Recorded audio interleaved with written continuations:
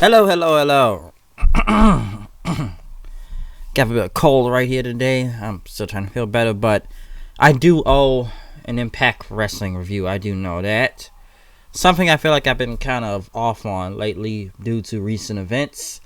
And, as of this show right now, and then don't get me wrong, I've been keeping up. I've been seeing everything that's been going on Impact right now, but it's been some changes, I will say, in this company. Some good, bad. Some, which, as you all know, I was there at All Out last week. So, when I get to this match, this already kind of spoils, and I'm sure people already knew what was going to happen anyway. But due to me being at All Out last week, this just kind of gives away a match which you already know who's going to win if you've seen the show.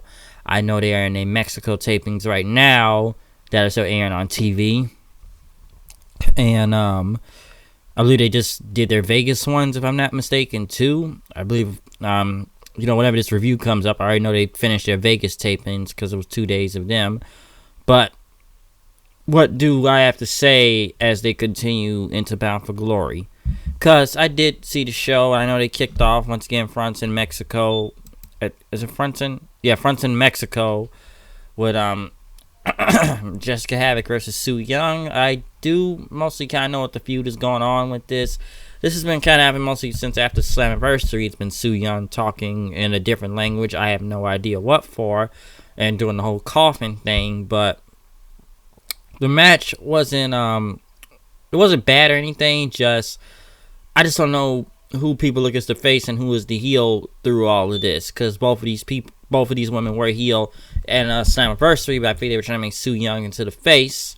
But pretty much it ended up in a disqualification because Su Yung used her mist, and both women still brawled, but the crowd booed at the whole DQ decision as they pretty much backed up then after that, after they kind of brawled for a second. But I'm still trying to see where this whole feud is kind of leading into, because it's been kind of confusing, especially at a few weeks they've been using it. I'm sure they're going to continue now due to the DQ decision, but I'm not even sure you can take from that, because they then went to the North End, talk about how they're going to take out LAX to prove that they're the best tag team, say you guys have to be 4-time tag champions. We're going to have one reign that's going to last forever, as Ethan Page said. Pretty much in OVE, Sami Callihan with the camcorder, as they're in I don't know where they're staying. They have time to do these camcorder things, but Sami Callihan says he's happy tonight because Impact understands that OVE is going to burn this company to the ground and get what they want. Madman Fulton was walking in the back, pretty much just hitting things, as Callihan was kind of startled by it for a second, saying, "I don't like that," but pretty much he says that he is the draw, and that Cage is either going to relinquish the championship or he's going to get beat by him. Dave Freeman says, how come you're wearing a suit at the moment? When are we gonna get suits? Sammy said, listen, I gotta look nice for this episode, okay? I gotta look good here, especially if I'm gonna be the face of this company. Well, he said that Madman Fulton is going to take out Rob Van Dam tonight in a match, which we will get to. So much orange. But, excuse me.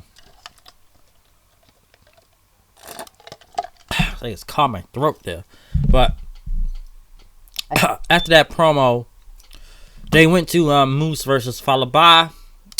Pretty much a good match. It was alright. It ended up with Moose pretty much getting a spear on him for the win.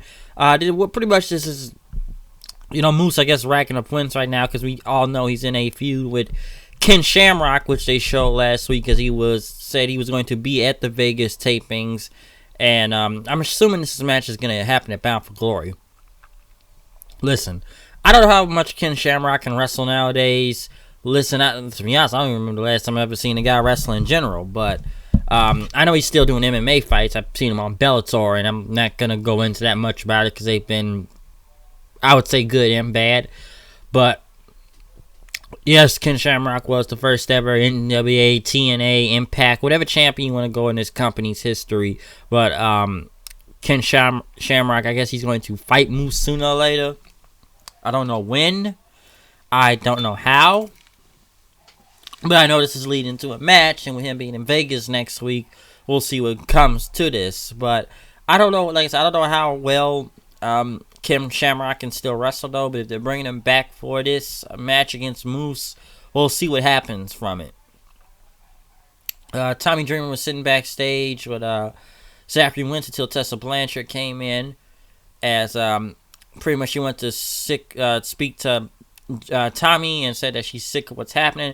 Dreamer says, listen, you need to calm down. Listen, I spent 3.5 years on a single feud, and I could have won a bunch of championships if I didn't stay in that feud. But Tessa said, you don't understand. She was trying to say that Sammy is dead and OVE is dead, but do you have my back? Are you with me, ready to fight? Pretty much, Dreamer said he was with her, and she threw the kendo stick at him to catch it. Then they went to Alicia Edwards and Eddie Edwards. Pretty much Eddie said he would never cheat on her. But next thing you know, some woman pretty much said that, what about last night, Eddie? And, talking about it, I saw your big stick, Kenny, there. Pretty much Alicia is dumb enough to believe this, it looked like, from out of nowhere. Slaps Eddie, says she hated him, walked off as Ace Austin tried to check on her. Apparently you can say anything in this company now. So Ace Austin said that Eddie was a piece of shit pretty much for what he did. I don't know where this is going, but I will say Ace Austin is funny in this in several ways, though. I will say that.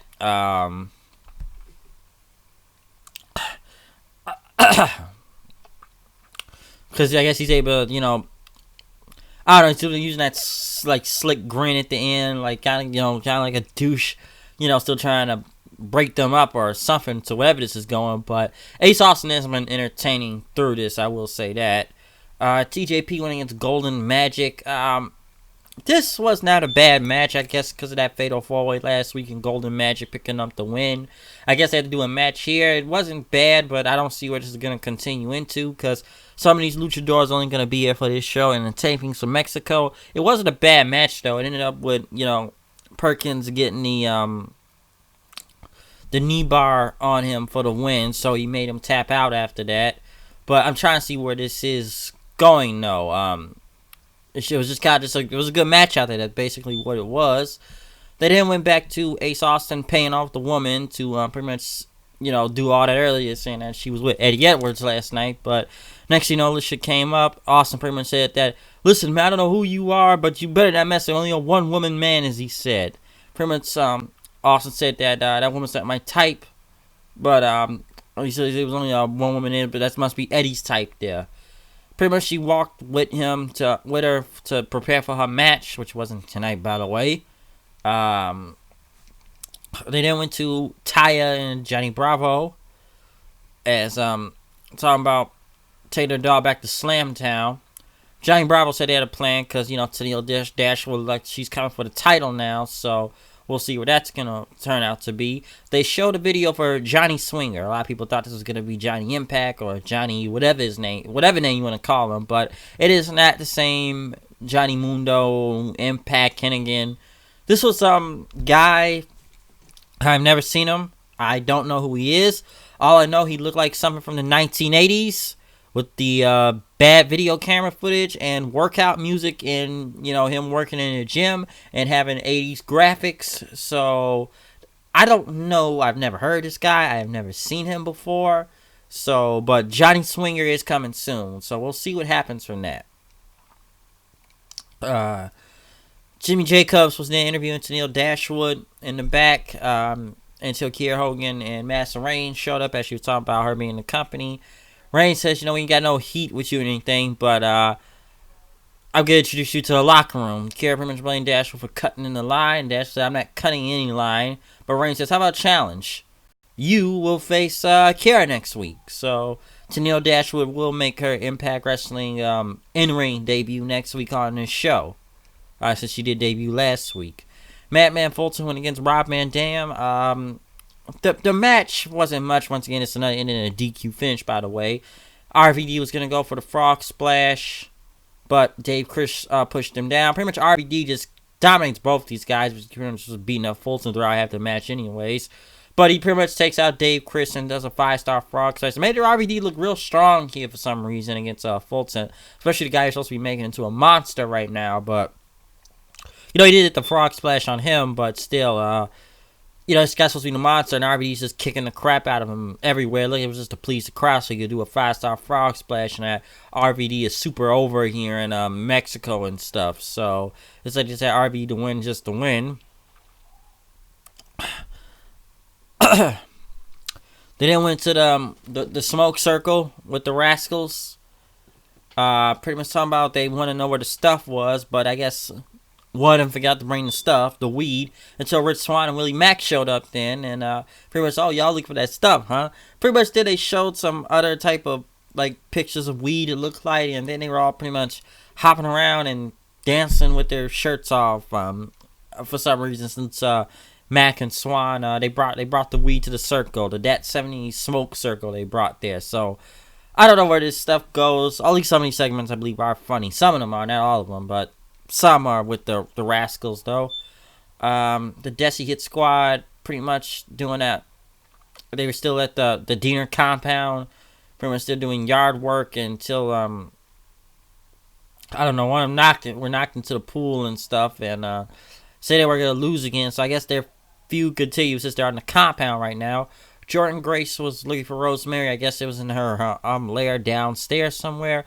Rosemary said that Ty sent you over, but Grace says no, I don't. She says I don't need your help, so I don't need you to save me. But Rosemary says that it's not our decision; it's the Shadow's decision, and we have to watch your backside right now. So apparently, Rosemary is part of this feud now, where Jordan Grace going against Madison Rayne and Kara Hogan there. I don't know where this is going, but she's apparently in this feud right now as we speak. They then went to LAX versus the North. Pretty much titles versus careers. I'm sure you all know this was going to end up in. Listen, this was not a bad match. Don't get me wrong. And we all figured who was going to be the winners of this match anyways. Because it ended up with the North getting the Burning Hammer power slam they do on Santana after they caught him with the, him trying to do a moonsault. Pretty much they did their finish. And I remember Paige, he did a suicide dive outside the ring and taking him out. Paige, yeah, pretty much, like I said, they pretty much won. The North won, and pretty much took Santana's headband and pretty much kind of wore it then, and they pretty much walked off, kind of, making fun of LAX, and, Conan got in the ring as they pretty much put their, Mexican Puerto Rican flags on the ropes until, pretty much hugged before leaving. Listen, basically it's this. If you didn't see All Out last week, we know where LAX is, okay? We already know where they're at. We already know they're in AEW, so now I think it was a bad idea to have this taping now, and maybe they should have done it last week. Now, if this was shown last week, okay, they would have been written off from there, and then we see them on AEW then. But now it's kind of like a little bit, I wouldn't say it's backwards all the way, but now it's kind of like, all right, they pretty much ended up on, they're already on AEW, but we still got to show their last match on Impact. So basically, this was their last match on Impact. Now, I will say this: is it gonna suck? Now, I don't even know what they're called at AEW right now because LAX is not gonna travel all the way over there, so they're not gonna keep the name. Don't get me wrong; I called them LAX when I saw them live, but I didn't really hear on commentary if they did call Santana and Ortiz LAX. Where does Conan go on from here? I don't know. I know he works for the company, so I'm sure he has some plan, but LAX is pretty much done now, so I don't know where Conan goes off with this unless he wants to create another version. Maybe I'm not really sure because it's just the kind of second incarnation of LAX, of Santana and Ortiz. But, I will say this. These guys, they've really kept the show watchable for the past 2-3 years. They are one of the main reasons, which I thought they were one of the best things on the show. Now, is it going to suck with them being gone? Yes, it is. But they've done everything. They've beaten everybody. All right. And even they were kind of true. They were one of the glues that were kind of holding this company together, because right now I believe Impact, I don't know what talent they're really signing out here right now at Neil Dashwood, but it's been a couple losses, especially since after a Slammiversary, and they really need to check this whole contract thing that's going on. Personally, I think they need a legitimate TV deal than this stupid hunting channel that's doing them no favors. Even so far, Twitch can go also. I heard they're still in talks with Access TV, so hopefully something pulls through on that. But they got to stop losing people, because this is a big hit at the end of the day. Okay, Impact lost a big thing, like some two big names to this roster, right? And LAX was a big name here, so I'm sure they're gonna do great in AEW, whatever they're gonna be called. But come on, they're gonna have some great matches down there. Like I said, they have done everything they have in Impact. All right, they have. So basically, yeah, this was the last time you were going to see both of these guys as LAX in Impact Wrestling. So at least we already know where they are, so it's no secret from that. But I don't know what is going to happen from that, or where the North go. I'm sure the North is going to move on to a different team, but I do wonder where they're going to put Conan now, or if he'll manage someone else, since there is no more LAX and Impact Wrestling. But I think it would have been better if they had maybe did this match last week instead of doing it this week, because what is the point? It's almost like, why should we watch this match? We know they're going to lose. We know where they're at. So what is the point of even showing this now when you think about it? So that's one thing to take from that. But next they went to Brian Cage as he came out pretty much with street clothes with Melissa Santos. Talked about, all his life he wanted to be the world champion. It took him 14 years to do it, but he never expected a title reign like this. Pretty much he's had 2 long setbacks with his title reign, and he's only had 1 title defense, because after he came back, he had to go back to the hospital, and that took him out for many months as champion, which I almost forgot there was even a world champion on the show, because Cage was never there. I was surprised they even take the belt off him after that 30-day rule thing. You have Tyus putting up several times, but, Cage has pretty much had a lot of setbacks, and I know the company knows it too, because pretty much right off the back, what the guy did with the world title, he was hurt. And I guess when he came back again, he was hurt again too, after Slammiversary. But he said the good news now is that he will be cleared to defend his title in 6 weeks at Bound for Glory in Chicago against Sami Callihan. So I'm assuming that will be the main event of this show. It does sound good, I will say that. But Cage said that Impact Management has a decision to make, and then opt him of either take the strip of the belt, or going against Sami Callihan. And he says, hell no, over my dead body, he says. So, he's going to defend the title even if he is injured, and he's going to stay positive, and he will beat Sami Callihan. But then next thing you know, he switches to Melissa Santos, and pretty much there are more things important than wins and championships, and that is her. Pretty much she proposed to Melissa Santos, but I could have swore they were already married last time I checked, not that long ago, and people already kind of knew they were engaged too. So this was kind of very out of nowhere, looked like. And Melissa said "see" as in yes, and they pretty much walked off then. But I don't understand.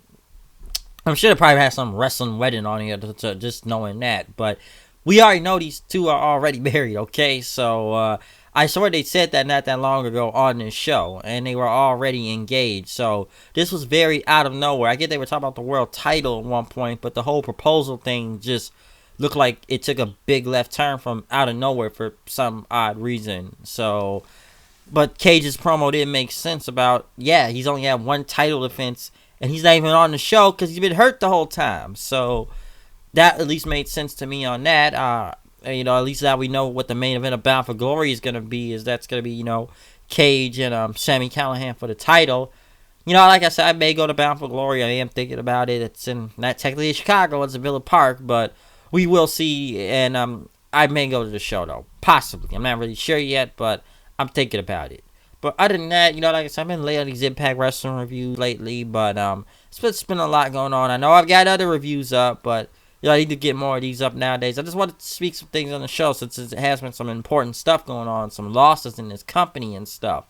But, that's all I pretty much got to say from here on this week's show. I don't know if they still continue in Mexico next week and that. Maybe it's the last of the tapings from that. I'm not sure. Like I said, I just know they did the Vegas tapings right now, so we will see what happens from this. Other than that, I'm done with this review. I'm out of here. See you guys later. Comment, subscribe, tell me what you think about this show. Follow me on Twitter at HoodedKnight890, and check out other reviews that are up right now from Takeover UK to All Out to NJPW Royal Quest. All the past reviews that are up on the channel right now. Other than that, I will see you guys later. Peace out.